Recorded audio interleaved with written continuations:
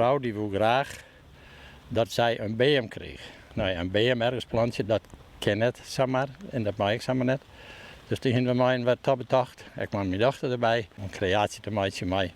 Een gedenkbos, een gedenklaan of een park of wat dan ook maar in die richting.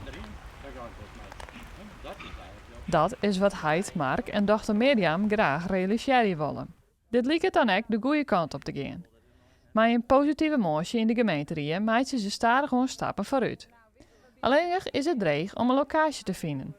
Maar er binnen al wel wat opties. Nou, onder andere het Hadravers Park is er druk mee bezig, is van alles gaande, er is van allerlei plannen bedacht. Maar ook het zogenaamde stukje bij tuincentrum Mollema, daar willen ze een woonwijk omlezen. En wij begrijpen dat mensen vanuit Aalsum zich zwaar gemaakt om hun uitzicht. Ja, dan denken wij, maakt ze er een mooi bos omheen om die woonwijk. En dan kiest misschien vanuit zelfs de begraafplaats iets combineren en daar een mooi plakje creëren om uw idee uit te dragen. En zo binnen nog een aantal plakken, maar ja, we moeten even zien wat dat mij. Heid en dochter hebben er een soort vertrouwen in en sjuggen er nu uit om de plannen terug te zetten.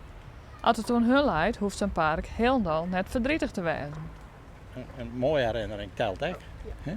Dus dan zeiden wij van, het mag net neigen naar een begraafplaats, maar gewoon een park waar mensen recreëren, voetballen, gewoon uitletten, even zitten, naar de vogeltjes luisteren. Even in de omgeving zien, hoe leuk is het. En, dus het is geen bedroefenis of zoiets, maar alleen, oh ja, hey, dat is toch wel leuk. Dat is de eigenlijke achterliggende gedachte. Een deadline voor de start van de bosk is er net.